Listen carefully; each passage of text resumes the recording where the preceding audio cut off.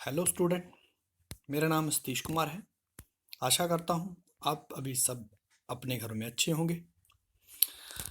तो आज हम भूगोल विषय का 12वीं कक्षा का पहला लेसन मानव भूगोल प्रकृति एवं विषय क्षेत्र इसको यहाँ पर डिस्कस करने की कोशिश करेंगे। तो ये लेसन शुरू करने से पहले आपके सामने मैं एक बहुत ही शानदार कोड जो है आपके सामने रखने की कोशिश करता हूँ। बिना प्रयास के सिर्फ आप नीचे गिर सकते हैं, ऊपर नहीं उठ सकते। यही गुरुत्वाकर्षण का भी नियम है और जीवन का भी। देखिए, आपको जीवन में आगे बढ़ना है तो उसके लिए लगातार आपको प्रयास करने बहुत ज़रूरी हैं। अगर आप प्रयास नहीं करते तो आप अपने जीवन को आगे विकसित नहीं कर पाओगे और समय के अकॉर्डिंग आप जो बदलाव होते हैं उनमें आप परिवर्तित नहीं हो पाओगे, तो जिससे आप लगातार पिछड़ते जाओगे। इसी से ही आपका जो है प्रैक्टिस और अभ्यास से ही आपका जो है लगातार जीवन जो है सुधरता जाएगा। इसलिए हमें प्रयास करने बहुत ज़रूरी हैं। अगर आप प्रयास नहीं करते हो तो लगातार आप जो है अपने विषय में पिछड़ते जाएंगे, तो जिससे जो है आपका जीवन जो है वो लगातार पिछड़ता रहेगा। तो आप जो है दूसरों से का सामना नहीं कर पाओगे। तो इसलिए ज़रूरी है आप जो है जीवन में लगातार प्रयास करते रहें। तो हम लेसन शुरू करते हैं। तो ये आपका पहला टॉपिक है human geography nature and scope, मानव भूगोल प्रकृति एवं विषय क्षेत्र। तो ये आपके पास पीडीएफ भेजी है मैंने। उम्मीद करता हूँ आपने ये राइट डाउन कर ली होगी अपनी नोटबुक पे। तो अब हम इसको समझने की कोशिश करते हैं। तो सबसे पहले इसकी पहली ही लाइन में भूगोल की पहुंच विस्तृत है और किसी घटना परिघटना जो दिक् एवं काल के संदर्भ में परिवर्तित होता है उसका भौगोलिक ढंग से अध्ययन किया जा सकता है। तो भूगोल जो है इसकी नेचर आप जो है +1 में भी आप समझते हो, जानते हो। भूगोल में विभिन्न प्रकार के 2 प्रकार के तत्व हैं, जो प्राकृतिक और मानवीय। दोनों के बीच में जो हम अंत संबंधों का अध्ययन करते हैं तो उसको हम भूगोल कहते हैं। और इनके जो अंत संबंधों में जो बदलाव आते हैं, जो समय के अकॉर्डिंग परिवर्तन आते हैं, उन परिवर्तनों की व्याख्या भूगोलिक विषय के द्वारा की जा सकती है। तो यही ये पहली लाइन में बोलने की कोशिश करता है। नेक्स्ट पॉइंट में बता रखा है पृथ्वी के 2 घटक हैं। पृथ्वी पर जीवन के 2 घटक हैं मेजर। आपने +1 में पढ़ा होगा। पृथ्वी पर जीवन जो है बायोस्फीयर जो है 3 महत्वपूर्ण स्फेयरों से मिलकर बना है। तो सबसे पहले जलमंडल, वाटर बॉडीज। नेक्स्ट है स्थलमंडल और वायुमंडल। इन 3 मंडलों के मेल मिलाप से क्या बना है वायुमंडल। इन तीनों मंडलों के मिलाप से जलमंडल, वायुमंडल और स्थलमंडल, तीनों मंडलों के मिलाप से यहाँ पर जैवमंडल बना है। तो जिसमें जो है प्रकृति और जीवन दोनों ही बातें जो है इसमें शामिल की जा सकती है। तो पृथ्वी के ये 2 महत्वपूर्ण घटक हैं। उसके बाद हम भौतिक भूगोल के विषय में आपने 11वीं कक्षा में पढ़ा था भौतिक भूगोल, जिसमें हम पृथ्वी पर पाए जाने वाले विभिन्न प्रकार के भौतिक तत्वों का आप अध्ययन करते हो। इसमें विभिन्न प्रकार की भू आकृतियों के विषय में आपने पढ़ा था, मिट्टियों के विषय में पढ़ा था, जलवायु, जल, प्राकृतिक वनस्पति, ये जितने भी प्रकार के कंपोनेंट्स हैं जिनको प्रकृति ने बनाया है उनके विषय में आपने पढ़ा था। तो वो भौतिक भूगोल जो मेजर शाखा है उसी के अध्ययन आपने किया था। तो इस बार आप 12वीं कक्षा में मानव भूगोल का आप अध्ययन करोगे। तो इसमें जो इसकी डेफिनेशन दे रखी है, अब मानव भूगोल भौतिक पर्यावरण और मानवीय जगत के बीच संबंध, मानवीय परिघटनाओं का स्थानीय वितरण और उनके घटित होने के कारण विश्व के विभिन्न भागों में सामाजिक और आर्थिक विभिन्नताओं का अध्ययन करते हैं। इसमें बहुत सारी बातें इंक्लूड की हैं इस डेफिनेशन में, बहुत ही बढ़िया डेफिनेशन तैयार की है। तो ये डेफिनेशन आप जरूर तैयार करेंगे। तो एक बार इसको समझ लेते हैं। पृथ्वी पर पाए जाने वाले जो भी भौतिक पर्यावरण है और जो मानवीय पर्यावरण है उनके बीच में किस प्रकार का संबंध है, अंत संबंध है, और किस तरीके से एक दूसरे को प्रभावित करते हैं, इनका अध्ययन हम मानव भूगोल में करते हैं।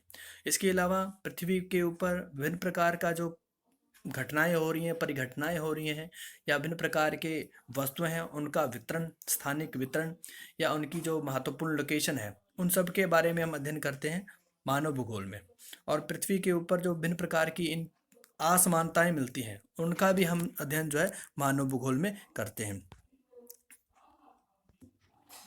मानवीय तत्व जिनको मानव ने बनाया है, जैसे मानव अधिवास, जो हमारे घर हैं, नगर, सड़क, कृषि क्षेत्र, उद्योग धंधे, ये सब जो है इंसान ने जिनको बनाया है, ये सारे के सारे मानवीय तत्व हैं।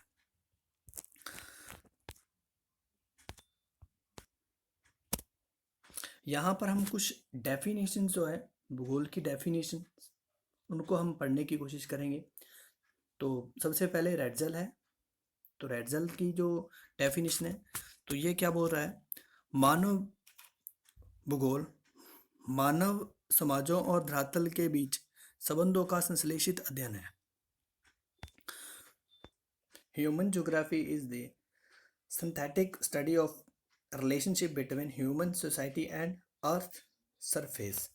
तो इसमें रेडजल जो है वो पृथ्वी पर जो भिन्न प्रकार के समाज हैं, जो भिन्न प्रकार के लोग रह रहे हैं और उनके जो प्राकृतिक तत्व हैं, उनके बीच में जो संबंधों को का संश्लेषित अध्ययन करने वाला विज्ञान है। नेक्स्ट है कुमारी एलन सैंपल।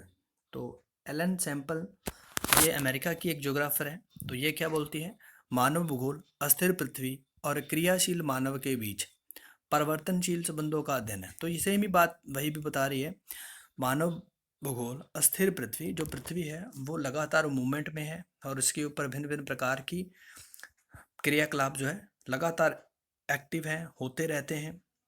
और साथ में मानव जो है वो भी क्रियाशील है, प्रकृति भी क्रियाशील है और मानव भी क्रियाशील है। तो दोनों के बीच में जो भी परिवर्तनशील संबंध बनते हैं, उनका अध्ययन करना भूगोल का मुख्य उद्देश्य है। नेक्स्ट है पॉल डी ला बिलास। ये एक फ्रांसीसी जो है एक विचारक थे। तो ये क्या बोलते हैं, हमारी पृथ्वी को नियंत्रित करने वाले भौतिक नियमों तथा इस पर रहने वाले जीवों के मध्य संबंधों के अधिक संश्लेषण से ज्ञान संकल्पना। तो ये कहना चाह रहा है, जो पृथ्वी के ऊपर जो भिन्न प्रकार का जो भौतिक प्राकृतिक पर्यावरण है और जो पृथ्वी के ऊपर जो जीव जंतु रह रहे हैं, स्पेशली जो मानव रह रहा है, तो उनके बीच में जो संबंध है, उनका एक संश्लेषणात्मक अध्ययन जो है क्या कहलाता है, भूगोल कहलाता है। तो ये आपके सामने इस टॉपिक से संबंधित कुछ पिछले क्वेश्चन पेपर आए हुए हैं जो आपके बोर्ड की परीक्षाओं में आए मिलेंगे। तो उसमें सबसे पहले मानव भूगोल क्या है, तो आपको पता चल गया होगा। HBSC 2016 का ये जो है फर्स्ट सेमेस्टर का बी कोड जो था उसमें ये क्वेश्चन आया हुआ है। तो उसके बाद भौतिक भूगोल किसे कहते हैं, जिसमें हम भौतिक तत्वों का अध्ययन करते हैं, मानव भूगोल जिसमें हम मानव और प्राकृतिक पर्यावरण के जो तत्व हैं उनके आपसी संबंधों का अध्ययन करते हैं, तो मानव भूगोल है। भौतिक भूगोल और मानव भूगोल के तत्वों के मध्य परस्पर अनोन क्रिया होती है। इस कथन की उपयुक्त उदाहरणों सहित पुष्टि कीजिए। तो ये CBSE की परीक्षा में आया हुआ है 2014 में। तो जो भी तत्व हैं तो इनको वैसे हम आगे कर लेंगे। तो भौतिक और मानवीय जो तत्व हैं उनके बीच में किस प्रकार के आपसी अंतर्संबंध है, तो उनका हम अध्ययन करेंगे। नेक्स्ट है मानव भूगोल की परिभाषा दीजिए।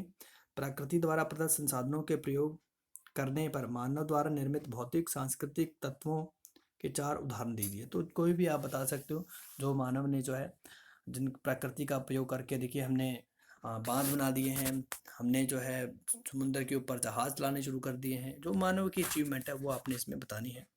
तो नेक्स्ट है, जो नेक्स्ट टॉपिक है मानव भूगोल की प्रकृति, नेचर ऑफ ह्यूमन ज्योग्राफी। तो मानव भूगोल की जो प्रकृति है उसको हम यहाँ पर पढ़ने की कोशिश करते हैं। तो इसमें कुछ पॉइंट है, कुछ फैक्ट हैं। यहाँ पर बेसिकली 3 विचारधाराएं हैं। सबसे पहले पर्यावरण निश्चयवाद, संभववाद और नव निश्चयवाद। तो ये 3 प्रकार की विचारधाराएं हैं जो प्रकृति और मानव के बीच में आपसी संबंधों का अध्ययन हमें करवाती हैं। ये टॉपिक बहुत ही इम्पोर्टेंट है। यहाँ से हर साल हर वर्ष जो है एक क्वेश्चन जरूर आपके पेपर में मिलेगा। हर एक पेपर में 3 टाइप के आपके कोड होते हैं, तो तीनों में कहीं न कहीं ये तीनों विचारधाराएँ जो है किसी न किसी पेपर में ज़रूर पूछी जाती हैं। तो जैसे कि ये थोड़ा तोड़-मरोड़ के पूछ लेते हैं, आगे मैं आपको क्वेश्चन भी दिखाऊँगा। मानव का प्रकृतिकरण, जो मानव जो है वो प्रकृति के साथ अपने आप को एडजस्ट कर पाया है, प्रकृति के हिसाब से उनको चलना पड़ता है, यही ये कहना चाह रही है एनवायरनमेंट डिटर्मिनेशन, पर्यावरण निश्चयवाद। तो इसमें ये बेसिकली क्या बोलना चाहता है वो आपको मैं शॉर्ट में बता देता हूँ। यहाँ पर आप देखिए ये सेकंड वाली लाइन, इस विचारधारा के अनुसार मानव प्रकृति का दास है, पर्यावरण सर्वशक्तिमान है, मानवीय क्रियाओं को पूरी तरह से नियंत्रित करता है। इसमें देखिए प्रकृति को जो है वो सर्वशक्तिमान माना गया है, और जिस तरीके से प्रकृति चाहती है उस तरीके से मानव को एडजस्ट होना पड़ता है। इसकी पहली लाइन में बताया गया है, आदिम मानव समाज और प्रकृति के प्रबल शक्तियों के बीच की अनौन क्रिया को पर्यावरण निश्चयवाद कहा जाता है। तो प्रकृति जिस तरीके से आदि मानव को प्रकृति ने अपने हिसाब से एडजस्ट किया है, उनके अनुकूलन जो है स्थापित किया है मानव ने, तो प्रकृति के हिसाब से उनको चलना पड़ा है। तो इसमें जो है सर्वशक्तिमान प्रकृति को माना जाता है, और प्रकृति की जिस प्रकार की प्रकृति हमें हमारे साथ व्यवहार करती है उसी तरीके से हमें यहाँ पर अपने आप को सर्वाइव करवाना पड़ेगा। तो यहाँ इस विचारधारा में, पर्यावरण निश्चयवाद विचारधारा में, जो प्रकृति है उसको जो है सर्वशक्तिमान माना गया है। इसमें जो प्रकृति है, प्राकृतिक शक्तियों जो है वो महान है, और जो मानवीय शक्तियाँ हैं वो बिल्कुल तुच्छ और निष्क्रिय कही गई हैं। तो मानव जैसा प्रकृति चाहे उसी तरीके से मानव को एडजस्ट करना पड़ेगा। तो इसमें जो है कुछ उदाहरण भी दिए गए हैं। अब जो नेक्स्ट पॉइंट है, यहाँ से भी एक क्वेश्चन जरूर आया हुआ है, आगे मैं आपको दिखाऊंगा भी। तो इसमें बताया गया है, प्राकृतिक विकास की उस अवस्था में प्राकृतिक मानव की संकल्पना कह सकते हैं जो प्रकृति को सुनता है, उनकी प्रचंडता से भयभीत होता है और उनकी पूजा करता है। तो आपने देखा होगा पहले जो इंसान था तो वो बहुत ज़्यादा मात्रा में प्राकृतिक तत्वों का आज भी उनकी पूजा पाठ करता है। कुछ वृक्ष हैं उनकी पूजा पाठ करता है, या कुछ प्राकृतिक जो आदि मानव समाज है या आज भी समाज जो है वो प्राकृतिक वस्तुओं की पूजा पाठ करते हैं। तो वो प्रकृति के अनुसार ही अपने आप को एडजस्ट करते हैं, और वो प्रकृति को ही भगवान मानते हैं, भगवान की जिस जगह पर रखते हैं।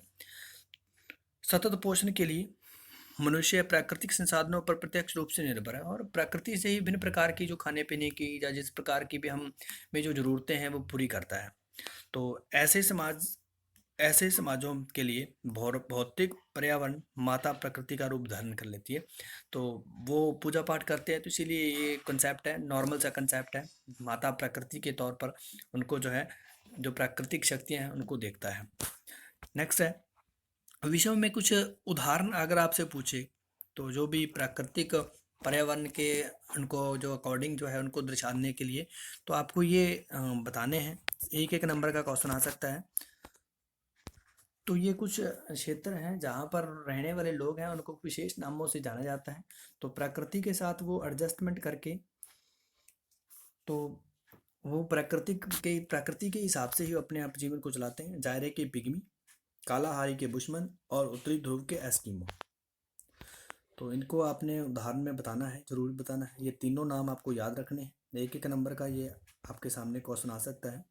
अब देखिए कुछ अन्य उदाहरण हैं जो आपकी और हमारी लाइफ में भी आते हैं। जो मानव के वस्त्र है वो भी पूरी तरह से पर्यावरण के ऊपर निर्भर करते हैं। देखिए जहाँ पर हमारे सर्दी का मौसम आता है तो हम मोटे वस्त्र पहन लेते हैं, ऊनी वस्त्र पहन लेते हैं, और जब गर्मी का मौसम आता है तो हम सूती वस्त्र पहन लेते हैं। तो ये पूरी तरह से अगर देखा जाए तो प्रकृति के द्वारा ही निर्धारित होता है। तो मानव जो भी कृषि उत्पादन करता है तो वो भी पूरी तरह से जो है पर्यावरण के ऊपर निर्भर करता है। हम हमारे जिस भी क्षेत्र में रहते हैं तो जिस प्रकार का मौसम आता है मौसम के हिसाब से हमें फसल बोनी पड़ती है।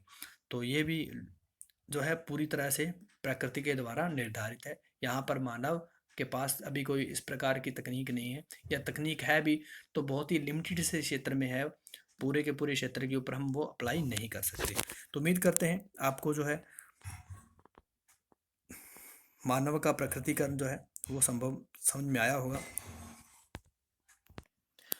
अब देखिए प्रकृति का मानवीकरण, अगर ये 3 नंबर का क्वेश्चन आता है तो ये तीनों ही पॉइंट आपके लिए जरूरी हैं। ग्रोथ अकॉर्डिंग टू, अगर क्वेश्चन आपकी सिचुएशन किस प्रकार की है, अगर 2 नंबर का है तो 2 पॉइंट लिखिए, 3 नंबर का है तो 3 पॉइंट जरूर लिखिए, तभी आपको 3 नंबर मिलेंगे। 3 नंबर से ज़्यादा ये इकट्ठा क्वेश्चन नहीं आएगा। 5 नंबर का आता है तो फिर ये आपको 2 या 3 विचारधाराओं के बारे में पूछा जाएगा। तो समय के साथ जैसे जैसे मानव ने प्रकृति को समझना शुरू किया, तो प्रकृति को समझने के बाद तो बहुत सारी हमारे पास प्रौद्योगिकी का जो हमने विकास किया है, तो उस प्रौद्योगिकी के विकास के आधार पर मानव ने जो है विभिन्न प्रकार की जो इन्वेंशन की है उसके आधार पर मानव भी जो है प्रकृति को जो है इफेक्टेड करने शुरू कर दिया है।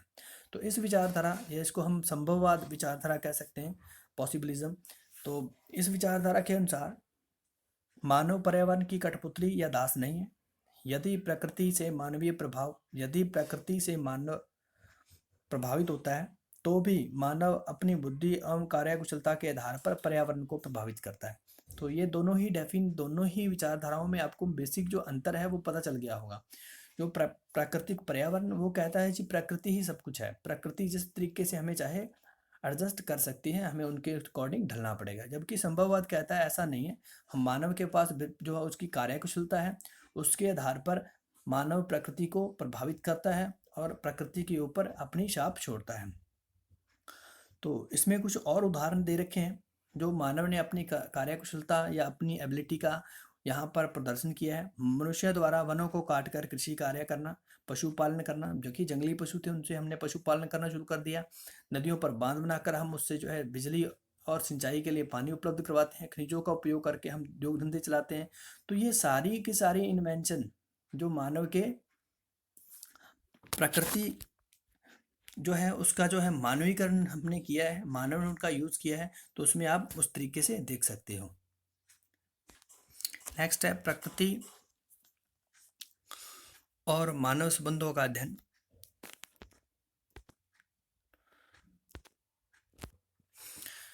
अब इसमें देखिए जो संबंधों का अध्ययन अगर हम करेंगे तो वो उसमें जो है आप सीधा सिंपल से यही बताओगे, पृथ्वी पर पाए जाने वाले भौतिक पर्यावरण और मानव जो पर्यावरण है, जो जिनको मानव ने बनाया है और जिनको प्रकृति ने बनाया है, उनके बीच में जो भी अंत संबंध है, तो उनका अध्ययन जो है बहुत ही जटिल अध्ययन है और समय के अकॉर्डिंग जो बदलाव भी होता रहता है। उन दोनों के ही संबंधों का हम अध्ययन जो है भूगोल में करते हैं।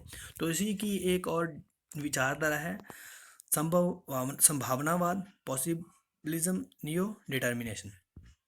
तो ये विचारधारा निश्चयवाद, पर्यावरण निश्चयवाद और संभववाद की चरम सीमा के बीच की अवधारणा है, जिसका प्रतिपादन जो है जिसकी डेवलपमेंट जो है 1948 में ऑस्ट्रेलिया के एक महान विद्वान ग्रिफ्थ टेलर ने जो है की थी। उसकी पुस्तक थी ऑस्ट्रेलिया। तो इस पुस्तक में उन्होंने जो है ये विचारधारा को डिफाइन किया है।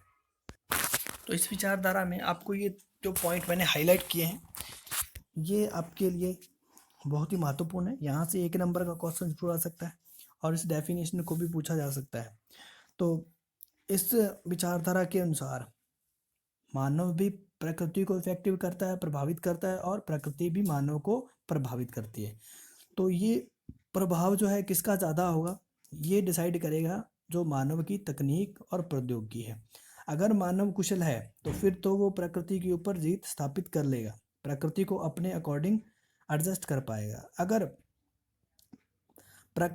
मानव के पास उचित तकनीक या प्रौद्योगिकी नहीं है तो फिर उनको प्रकृति के हिसाब से रहना पड़ेगा। तो इस विचारधारा को ही इन्होंने आगे रुको और जाओ निश्चयवाद वाक्यांश के द्वारा उपयोग किया है।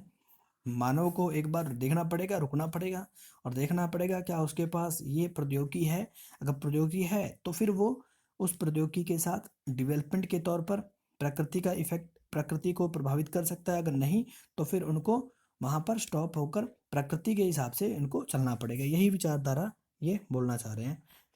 तो इस विचारधारा को संभावनावाद या नव निश्चयवाद के नाम से भी जाना जाता है। अब देखिए कुछ क्वेश्चन है। यहाँ पर पहला क्वेश्चन है प्रकृति अवसर प्रदान करती है और मानव उनका प्रयोग करते हैं। और धीरे धीरे मानव का प्रकृतिकरण हो जाता है तथा प्रकृति पर मानव प्रयासों की छाप पड़ने लगती है। इस कथन का औचित्य सिद्ध कीजिए। CBSE 2016 में 3 नंबर का ये क्वेश्चन आया हुआ होगा। देखिए प्रकृति किस तरीके से मानव को इफेक्ट करती है और जो मानव है वो प्रकृति को किस तरीके से इफेक्ट करता है, दोनों के बारे में ही आपको यहाँ पर बताना है। तो प्रकृति अवसर प्रदान करती है, प्रकृति यहाँ पर बिल्कुल जी हाँ अवसर प्रदान करती है और मानव उनका उपयोग करता है। तो ये संभववाद की विचारधारा है। और धीरे धीरे मानव का प्रकृतिकरण हो जाता है और मानव के पास अगर उचित तकनीक है तो प्रकृति को अपने अकॉर्डिंग जो है वो ढाल लेती है, नहीं तो आपको पर्यावरण के हिसाब से एडजस्ट करना पड़ता है। तो इन पॉइंट को आप डिक्लेयर कर लेना, कंप्लीट करना है। नेक्स्ट क्वेश्चन है आदिम समुदाय पूर्णतः प्राकृतिक पर्यावरण के साथ सामंजस्य बना कर रहा है, फलत मानव का प्रकृतिकरण हुआ, कथन की पुष्टि कीजिए। तो ये भी क्वेश्चन अगेन पर्यावरण निश्चयवाद के ऊपर है। तो अगर मानव के पास उचित तकनीक ना होने की वजह से, जिसकी वजह से जो है वो प्रकृति के हिसाब से उनको एडजस्ट करना पड़ा है, प्रकृति के अनुसार ही अपने आप को समायोजित करना पड़ा है। तो इसमें जो है आपको इसके बारे में ही बताना था क्योंकि मानव के पास उचित तकनीक नहीं थी, तो इसीलिए वो प्रकृति के हिसाब से अपने आप को एडजस्ट कर लेता है। नेक्स्ट क्वेश्चन है निम्नलिखित में से कौन सा एक लोगों और पर्यावरण के बीच में अन्योन्य क्रिया का सर्वाधिक महत्वपूर्ण कारक है। तो इसमें है मानव बुद्धिमत्ता, ह्यूमन इंटेलिजेंसी, प्रौद्योगिकी टेक्नोलॉजी, लोगों का अनुभव, पीपल एक्सप्रेशन, मानवीय भाईचारा, ह्यूमन ब्रदरहुड। तो इसमें प्रौद्योगिकी टेक्नोलॉजी जो है यही इसका आंसर होगा। 1 नंबर का ये क्वेश्चन आया हुआ है, ये हरियाणा बोर्ड के 2019 के डी कोड में ये क्वेश्चन था। नेक्स्ट है निश्चयवाद। ये सारे के सारे इस प्रकार के क्वेश्चन हरियाणा के बोर्ड में ही मिलेंगे। निश्चयवाद का एक संक्षिप्त विवरण दीजिए। पर्यावरण निश्चयवाद डिटर्मिनेशन के बारे में बताना है, जिसमें प्रकृति ही सर्वशक्तिमान है, उसके विषय में बताना है आपको। 3 नंबर का तीनों के तीनों पॉइंट जो लिखे हैं वो आपको यहाँ पर एक्सप्लेन कर रहे हैं। निश्चयवाद के विचार की प्रयुक्त उदाहरणों सहित व्याख्या कीजिए। उसमें 3 या 4 उदाहरण भी दे रखे हैं, तो उनको यहाँ पर एडजस्ट करना है, उनको लिखना है। पूरी कंप्लीट बात को आपको यहाँ पर प्रस्तुत करना है। मानव का प्रकृतिकरण क्या है, मानवों के प्रकृतिकरण की व्याख्या कीजिए। प्रौद्योगिकी के मनुष्य और भौतिक पर्यावरण की अन्योन्य क्रिया के 2 लाभ क्या हैं। प्रकृति का ज्ञान प्रौद्योगिकी को विकसित करने के लिए अत्यंत महत्वपूर्ण है। तो ये सारे के सारे क्वेश्चन जो है इनसे संबंधित है, बहुत सारे क्वेश्चन हैं। तो ये देखिए माता प्रकृति का यहाँ पर भी क्वेश्चन है, लास्ट में है जो 20 नंबर क्वेश्चन है। तो किस तत्व को माता प्रकृति कहते हैं, भौतिक पर्यावरण को, सांस्कृतिक पर्यावरण को, राजनीतिक पर्यावरण को या औद्योगिक पर्यावरण को। तो यहाँ पर इसका आंसर हो जाएगा भौतिक पर्यावरण को, फिजिकल एनवायरनमेंट को माता प्रकृति कहा जाता है। बहुत ही सिंपल सा क्वेश्चन है, लेकिन यहाँ पर इसको काफ़ी टफ भी बनाया जा सकता है। आशा करता हूँ आज का लेक्चर मैं यहीं पर जो है समाप्त करता हूँ। आशा करता हूँ आपको ये लेसन समझ में आया होगा। अगर आपको ये लेसन अच्छा लगा है, समझ में आया है, तो इसे लाइक और शेयर जरूर कीजिएगा। धन्यवाद।